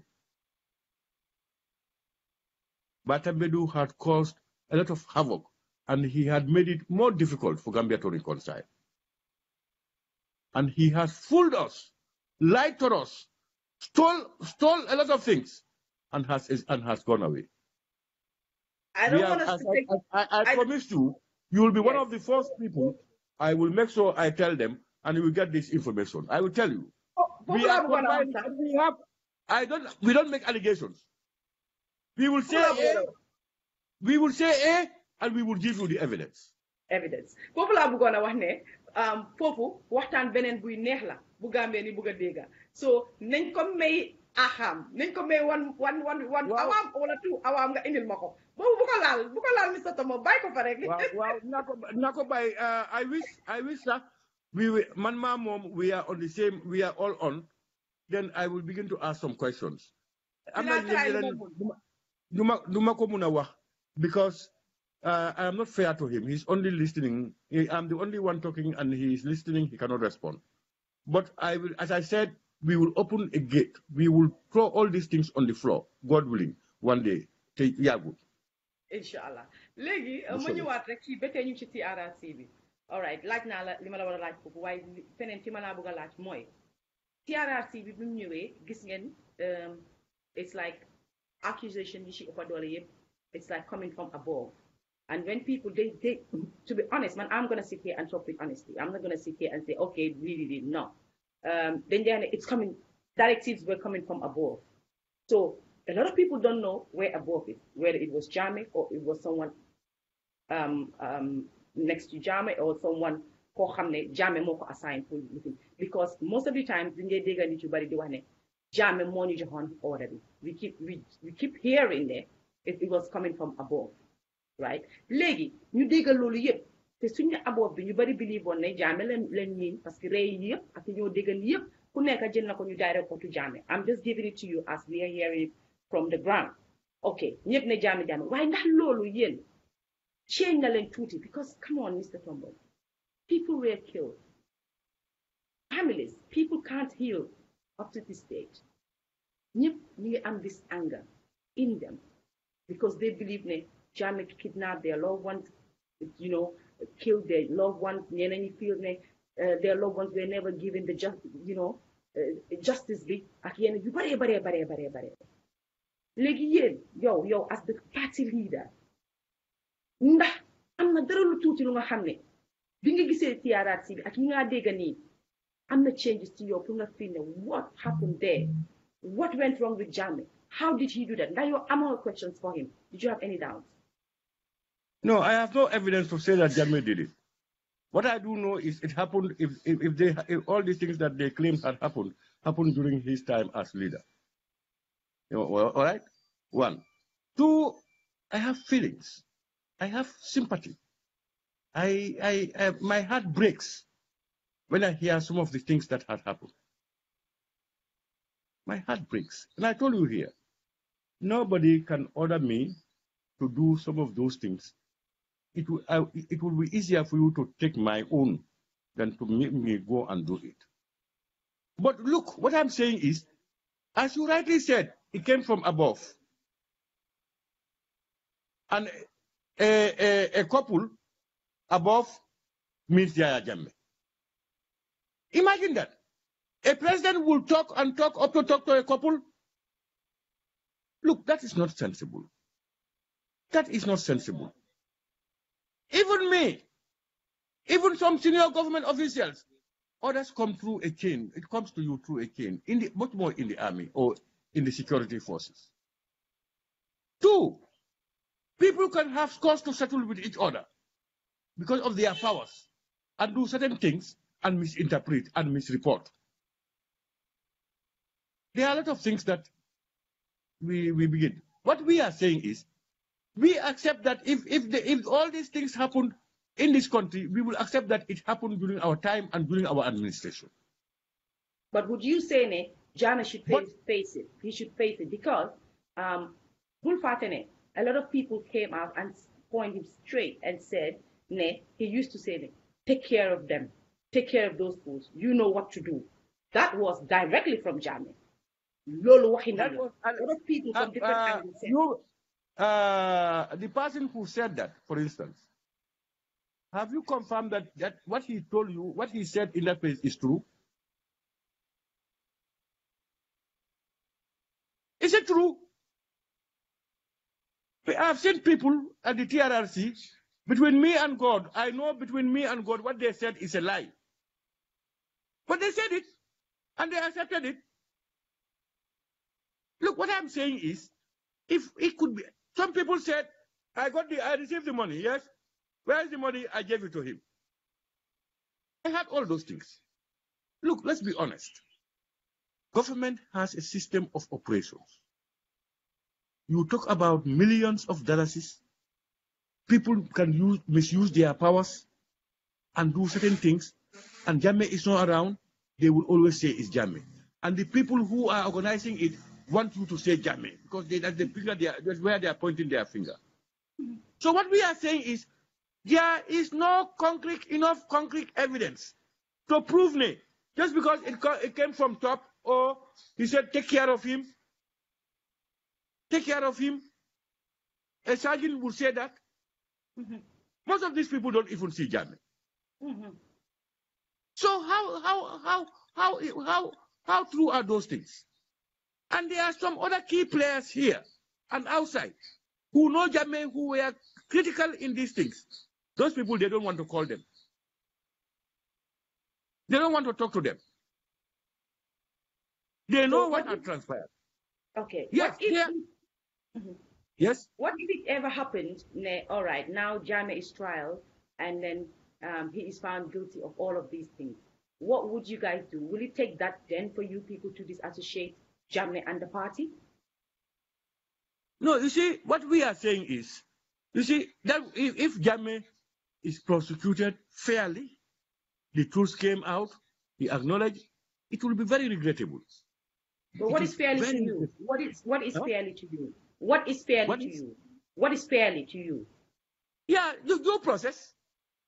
The legal system, it has a process that's straightforward and clean. If I steal and you find me stealing, you cannot call me a thief until I go to court and the court convicts me, and I now become a thief. If you don't steal, but you are accused, you go to the court and the court convicts you, yet you have not done it, I can call you a thief.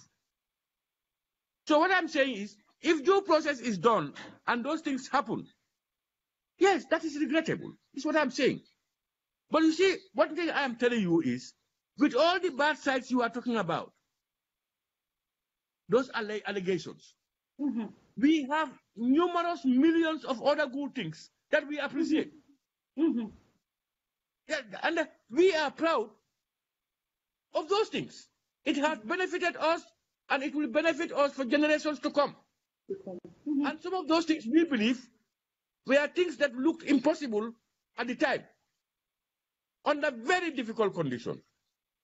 So this is what we are saying. People have been convicted here of murder. People have been convicted of killing, deliberately killing people. Very regrettable. But should that prevent us from carving a way forward? In Ghana, Jerry Rawlings did a lot of things. And his government, PNDC. So what we are saying is, these things had happened. It's good we know how it happened. Who did that? Honestly and sincerely. And to ensure that for you, honest and competent people of integrity, then we will be able to establish. But you blame prejudice people who have cause to settle. Even if they say the truth, some of us will not believe them. Believe it. So you prefer an independent body to come and judge this? People who are we have enough people of integrity in this country that hardly would anybody point at whatever they say, even if they are wrong. Why don't we get those people? But people who are coming back to settle scores, people who over the years have been planning and doing everything bad and shown hatred for this man and his team. You want to bring them and let them say the truth? No, they can. Okay. Even if they say the truth, some of us will not believe. Since exhausting time, we have not like to talk about this government now, the new government. Naka ko say government bitahaw. Because you have experience, you are a citizen, you have equal rights like everybody else for people to ask you that question. Citizen nga, what like you have opinion like everybody. Naka nga gisay government bo SP. What's your take on how you know why I'm not surprised. I had all earlier predicted and even told President Barrow that what will happen. I know they will fail. I know that early, even from 1997, they will break out and then there will be dissension, finger pointing, grabbing of funds to prepare yourself at the expense of Gambians. Mandolu hamon nako, wahon nako, and it had happened. When they went to elections, parliamentary elections, Magis Party Buneka, Axadom, what do they call it? Strategic, I don't know. Alliance. What alliance? I knew that these people, tactical alliance. I knew this guy is now that guy is Yoga and president. On the basis of a coalition, you all come together to do it for a period of time. Why? Yoko MPC, coalition MPs? Put party away. For young president, what they message deputy, APRC, UDP, DOI, and listing MPs Nyofaneka, but I'm for that. So, but from there, I knew it will fail. But this government definitely has failed us. But it's not the government per se, it's the coalition that has failed us. The coalition came together, made told Gambians what they intend to do, and when it came to executing those things, each and everybody went for their own interest. Not the interest of the Gambia. These people held their personal interest and their party interest above the interest of the Gambians. So we are not surprised. It will not succeed. It will not go until we go into elections. The current administration will have challenges. Because the whole system is working against each other. Each other. No, some would no longer want Barrow to succeed. Some of them are members and they will screw and they bring out the information. There are some who want it to succeed. They are unknown. Their loyalty, even President Barrow may not know. He may see them differently. So we have all this ball game happening. And the President Barrow at the onset said he has no experience, but he relied so much on his technical backup, like Usain Udabo, for instance. So all the things that happened, all the bad things that happened, it was prepared, organized with them. And in fact, it came from them. So what we are saying, we don't expect success in this government. It will be very difficult, or near impossible at this time. Because there is more of how do we get APRC and Yaya Jammeh? How do we kill APRC and Yaya Jammeh? How do we prevent this man Barrow from coming to office? The other side is talking about. The other side also is saying, no, we don't want this party to come. How do we do that? People, that's the thing. Interest in Gambian mom is put on at the sides. At the sides. Now people, how to survive. Survival is now the greatest issue. So Mandimai was Moy. We had anticipated this. But this coalition government had the greatest chance to succeed and impact more positively on the lives of Gambians than the APRC before. APRC boycott. No funds, nothing. This government held. Halis di ñëw from everywhere. Bo xala fo xala ne so ne nisa, so ne $100 million or 200. Where are those things? And halis you. And within the shortest period of 2-3 years, the loans they have taken. And do they give impact to you? Where are our monies? There are allegations. Nay, people, we have seen some of them. We have seen them. We have got photographs of them. We went to Senegal. We have photographed some of them. We have seen houses. We inquired. People are building mansions in Senegal, mansions in the Gambia. People by this government and present and former government officials. Eh? Would you say? We have seen all these people here in 1997, 1996, okay. You see them, go to there and see what they are doing, what they are putting up. Mr. Tombong, going by our interview, now this is me talking. Would you say what you are saying now is accusation? Because when I told you about the Jammeh stuff, you felt that it was accusation. Now you are telling us this. Wouldn't people see it as accusation too? I told you that we have evidences. I will show you pictures. I will show you questions and answers that people have listed, that people were asked. If it is about stolen things, I will give you the items. I will tell you where are they. If it is about our vehicles, nowhere can it be seen. Over 40-something vehicles. We have seen some of them repainted, some being used as taxis, some went outside this country. It is seized. Yet to be verified. It should be placed somewhere until the issue is determined. No. Let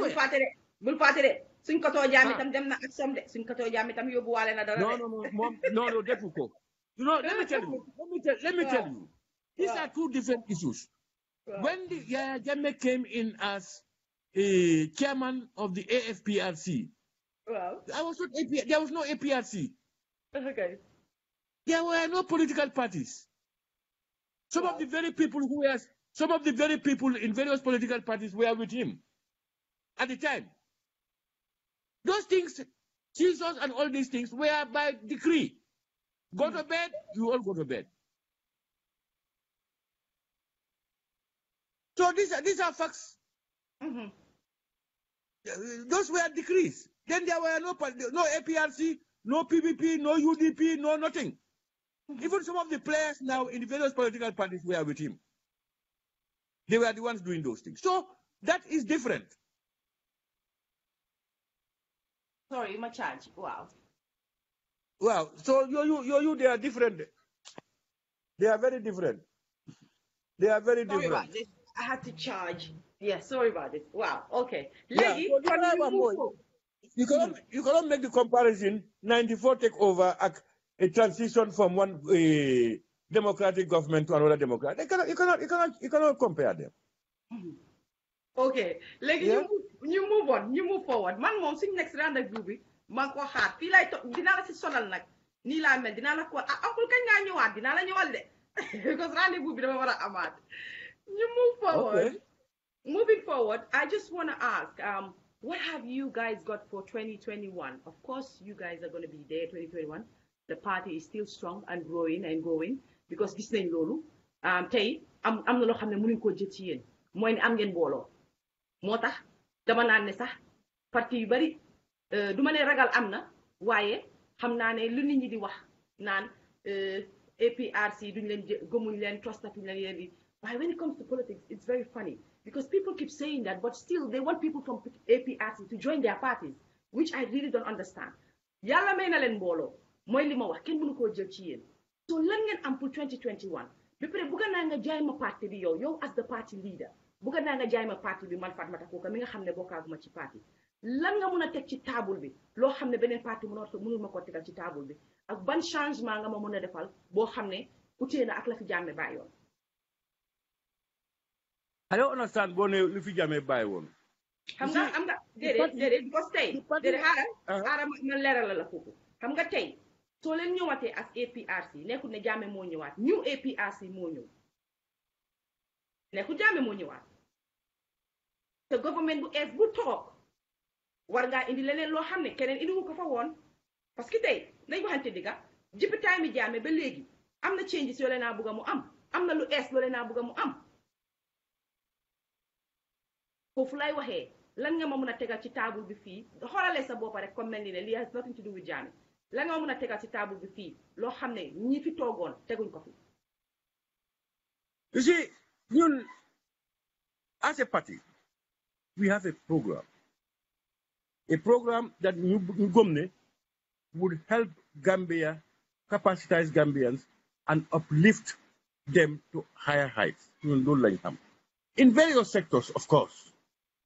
Boo demee to wàlli njàng or health or infrastructure or women empowerment or employment or electricity, these problems. You know, if you go, we have our program for each of these areas. Like in education, for instance, if I will give you see, the greatest challenge we had in education since onset was, education has three things. Education, people must be able to access it, and they must be able to afford it, and it must be quality, and then relevance comes in. So it may not be overnight, but you put in processes that would ensure you am ye. Because Gambia, ñun amuñ diamond, amuñ oil, but we can, if we reduce waste, we are content, and we ensure discipline and hard work, which are fundamental to achieve all these things. We will be able to achieve them. That's why I said we only build on some of the things we had started. The education, we try to ensure that people get access to education. We tried as much as possible to make sure that it is affordable. That's why we try to introduce free education, and that we had planned to have free university education of 2018. That was our plan. Now, we also know we need quality education. Yes. And that quality education, it means you must have emphasis on training. Training of teachers. You must emphasize, and you must also have a cadre of people that are trainable. It's not anybody who wants to be a teacher that can come into the teaching profession. Just like if you've tried office job, you cannot get go and be a teacher. No. Improve the welfare of teachers. Make it enviable that people who have the capacity, people who have the qualifications, or people who really love the job will vie for it. It becomes competitive. Get them, train them well. Put money in training. You understand me? So if you have all those things, that will help education move out. All right. If you go to agriculture, we had over the years failed in agriculture. Over the years, you will go up, down, up, down, up, down, to a level when Gambians have seen that agriculture is the last step, meaning if you cannot do anything, only our old past will remain on the farm. Everybody, that caused all these migrations to the urban areas. Everybody wants to do something to get on anything. We left agriculture. Now, government should be able to look at the causes of some of those things. One, make fertilizer and the various ingredients for agriculture available and almost at free or available. Let the few who are there start with it. Make sure you have good prices for their harvest. Make sure you have storage facilities. That some of these things, if not sold, may get spoiled. Government should be able to have a cooperative style, where these things are directly bought from the farmer, whether the market is available or not. And then the government will preserve it and store it, and government will redistribute it to various regions. If tomato, for instance, tomato is here too much, and URR doesn't have it, they will say, take it to URR. What is available, it will be able to encourage people. And you see these poor people in the province will begin to get money. Some of them are staying here. They are uplifting their livelihood. You will see remigration from here back to those places. So these are thoughts that we must do. We must introduce the training of those farmers. You know, there was a time when the PPP introduced the mixed farming centers. You know, these were excellent moves. They died out. And if you remember the last 3 years, 4 years of the APRC, we are trying to revitalize those farming centers as centers for agricultural training and retraining, and even probably as a marketing center for some of the agricultural materials that may be harvested, but the market price is low. That it will be bought, stored, properly preserved for the leaner periods. So we have all those things in the field of agriculture. You go to health or infrastructure, the same things. You have seen that we have concentrated on the main roads of the Gambia, and of course the tourist areas. We had almost completed that. Then we go into the feeder roads, because you see, road networks are critical in ensuring people to settle at their places and to ensure faster marketing of commodities going and coming at cheaper prices. You see, all these things are fundamental. So if we do these things, we can improve the livelihood of the average Gambian by just ensuring that we ensure commitment, discipline, and put away fraud and corruption as much as possible. So these are some of the things we have. We have got our blueprint, but I know we are prepared, more than prepared, to serve the Gambia, and I know a new APRC government will be a sample. Gambians will finally say, we wish we had brought you earlier than now. So these are some of the programs we had, and these are the things we want to do. You know, so I wish we had platforms that we can propagate each area of concern. We know what we want to do. I think you have and the platform. Fanaan am ngeen platform si, because ñun suñ leen ay on so leen ñu usi yi rek lañ leen ay laaj du man rek xam naa ne platform boo leen dem same thing lañ leen ay laaj. So all the platforms are open for you guys. I think we are very independent. We want to hear from all of you, from all the parties. Yang maa dégg. Mu ngi taw rëy. Wow, I can hear that. Ba pare ma ne all the parties. Wow, ma ne xam naa ne all the ñun ñëpp suñ table suñ door bi open na. Because it is very good that we talk about these things.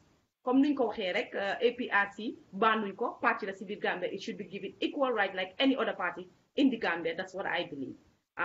The difference that we have, or the problems that we have, I think most of it is to do with Jammeh and some of his people, and I think we should take it to them. We shouldn't really play it personal.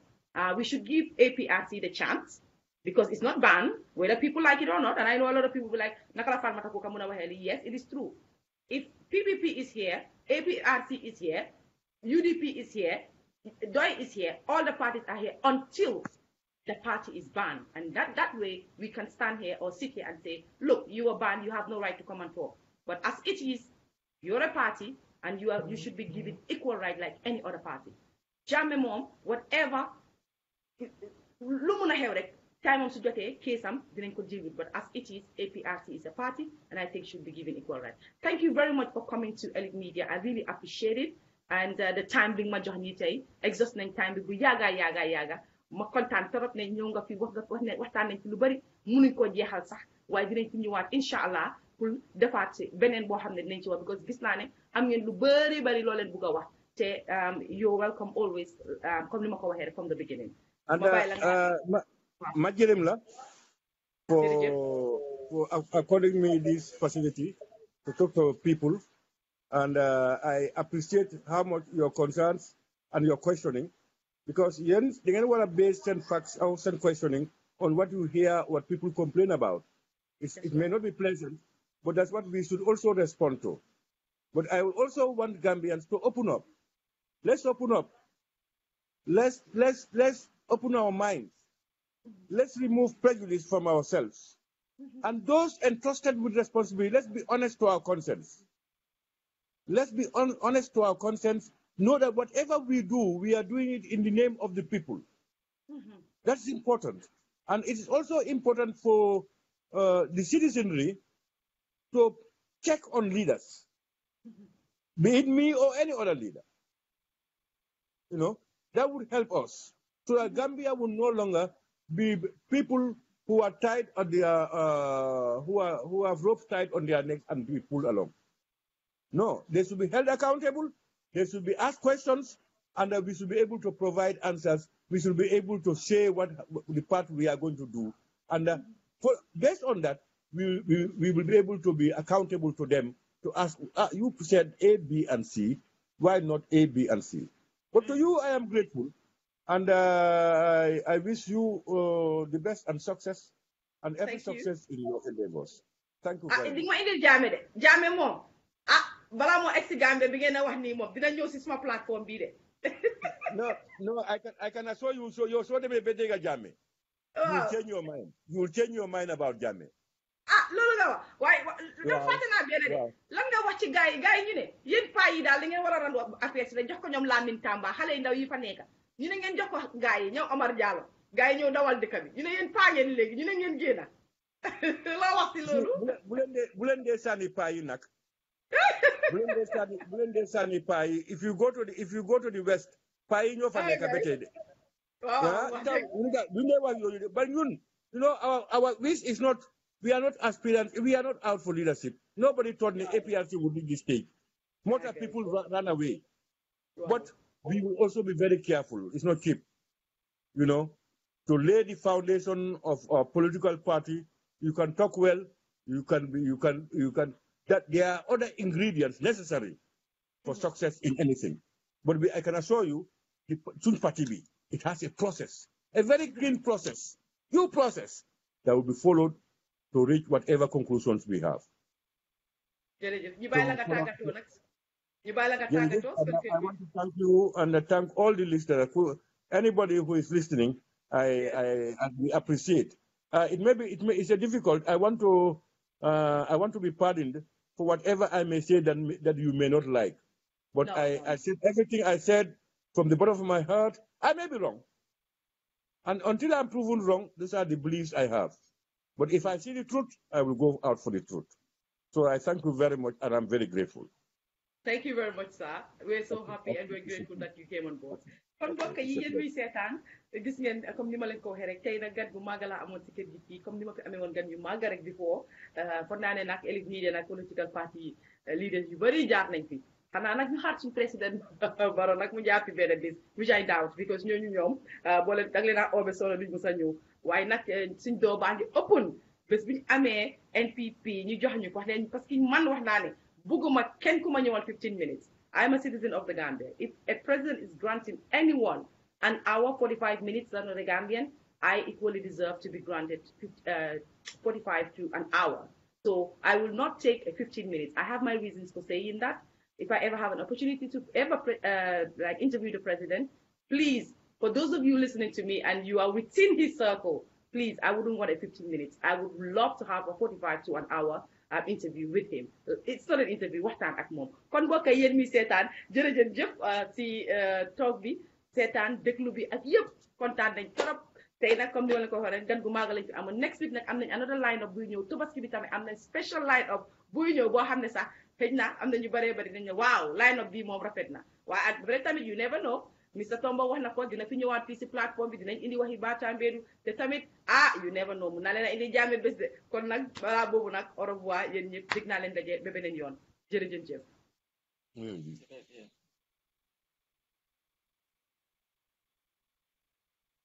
Sponsor a Gambian girl through SAG Foundation. We are placing girls on the path to success through education. Our aim is to realize a Gambia where every girl is given equal access to education to reach their full potential.